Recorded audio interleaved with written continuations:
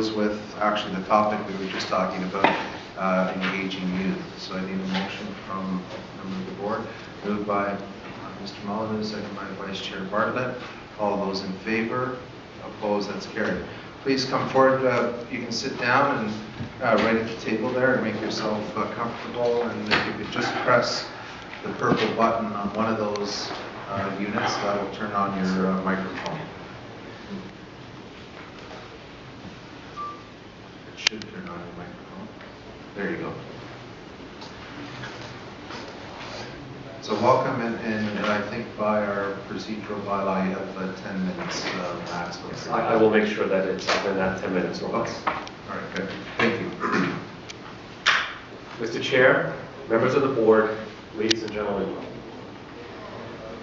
I sincerely appreciate the opportunity afforded to me by the board to listen to my worthy and warranted public deputation about our youth. I would like to add, though, that a public deputation ought to be public, and I would recommend that in the future we have the public deputation before the break so that the public can actually hear the public deputation. With the warm weather at our doorsteps, it is befitting to talk about our youth, our children, who will be going outdoors to spend time playing, walking to school, and just hanging around. I've worked with children in varying degrees over the past 30 years, have parented two stepchildren who are not adults, and I'm a single father raising two youthful boys. I'm also deeply involved in advocating for the rights of children and families, which brings a lot of people to my attention that have issues and involvement with the police. Given my background and experience, I can effectively speak to matters concerning our youth and the correlation between our youth and the police. Connecting with our youth. It is not easy to understand or know how best to effectively communicate with our youth at the best of times. Even more difficult to effectively understand them, especially during adolescence. My first suggestion is to be an excellent listener. I often say, speak with your ears. The other suggestion is to lead by example, sound example.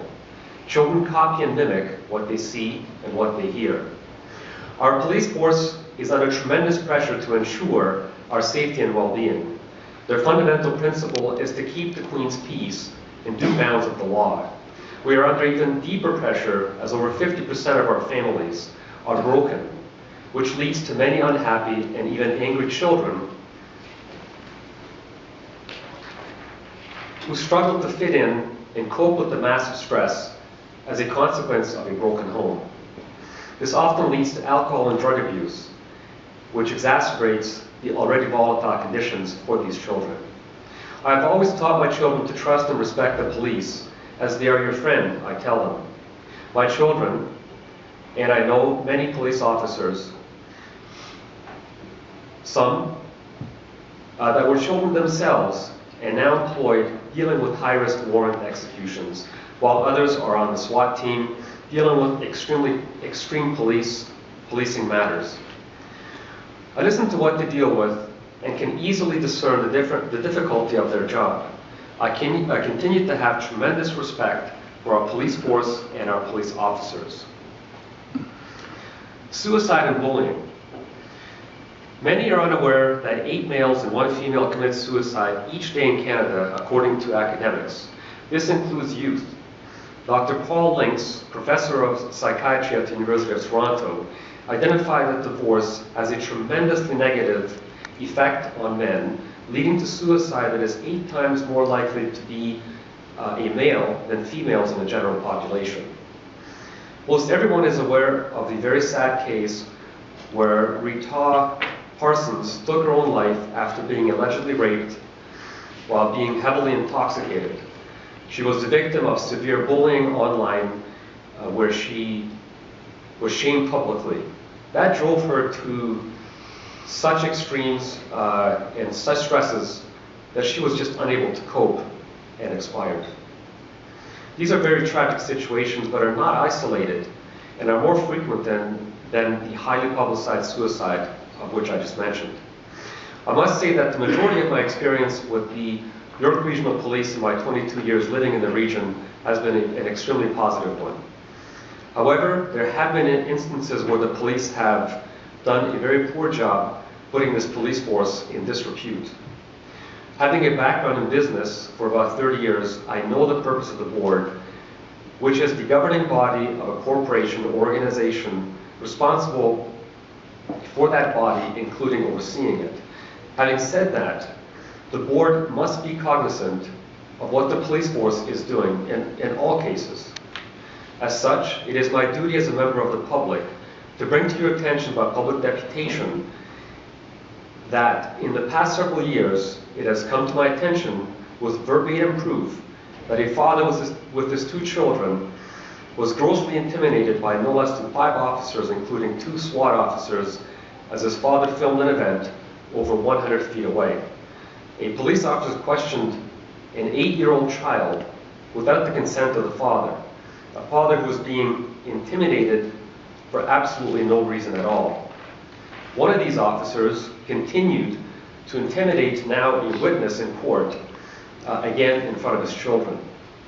Recently, it came to my knowledge that a 12-year-old child was charged with assault because after the officer agreed not to, and only because the father of that child inquired about the community referral program, that his child would need to attend. The officer specifically told the father that his son was being charged because the father allegedly showed no remorse. The 12-year-old child was made to walk to the police station, weighing so heavily upon him that the father nearly had to carry him as that child was unable to walk, unsure of what lay ahead of him. At the police station, he was told he would be put in prison if he did not sign a document. The behavior of these officers is very important. We need to understand that this kind of behavior undermines the trust that a parent teaches a child. Consequently, the children begin not to trust the police, who are making them very scared and fearful of them. This is simply wrong. If the police force is truly dedicated to connecting with youth, such unbecoming police behavior is an example of bullying.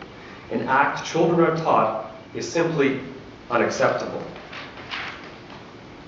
I spoke about teaching by example. This kind of example is contrary to what the police are telling us they wish to accomplish, to connect with the youth. It has also come to my attention that within schools, the police will now be called to attend when children as young as 4 years old allegedly assault another child. I've spoken to an officer who told me that the officer is embarrassed to put on the uniform when he has to attend in cases such as that. I've recently witnessed a police officer unlawfully, without cause, attend a home where the officer entered upon the property and questioned a 10-year-old child, telling him he was going to enter the home. This boy was terrified and is now afraid of the police and no longer trusts them. He says they now make him very nervous. Is this acceptable behavior of our police officers? Is this a good way of connecting with youth, our children, by the police? My answer is a profound no.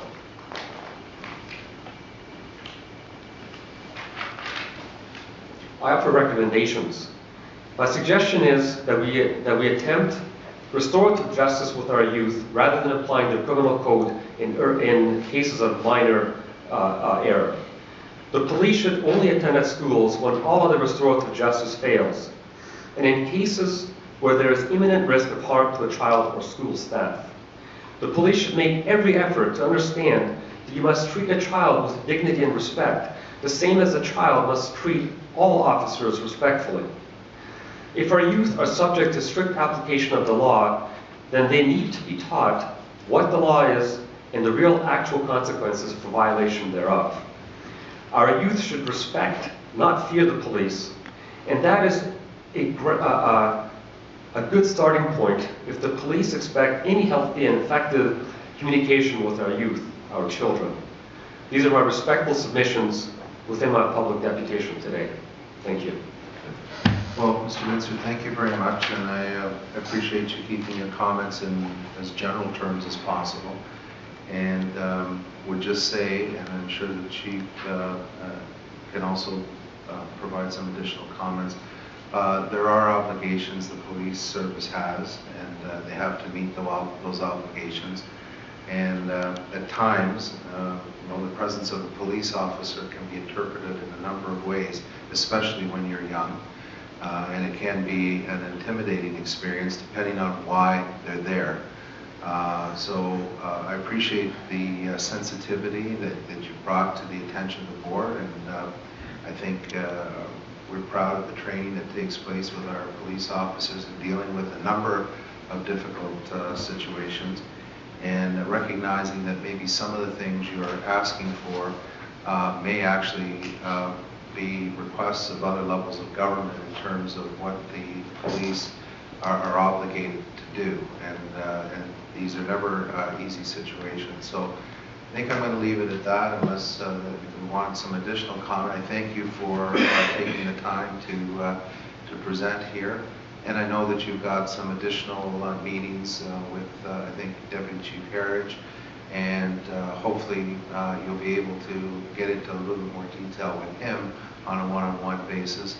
And know that we take your comments seriously, in the respect that no matter who our police are dealing with, that the values that we talk about are exercised out there each day, and recognizing that they too have a responsibility to carry out the law, and that they have obligations in carrying out their duties, and they're often dealing with very difficult situations, and most of the time already emotionally charged situations when they come into whatever the situation might be. So I appreciate the time you've taken. I thank you for bringing this to the board, and there'll be further follow-up with the Deputy Chief as well. So could I get a motion to receive the deputation, moved by Chair Fish, seconded by Mr. Herzog? All those in favor? Opposed? That is carried. Thank you very much for being here today. Thank you, Mr. Chair. Thank you. Our next item is communications from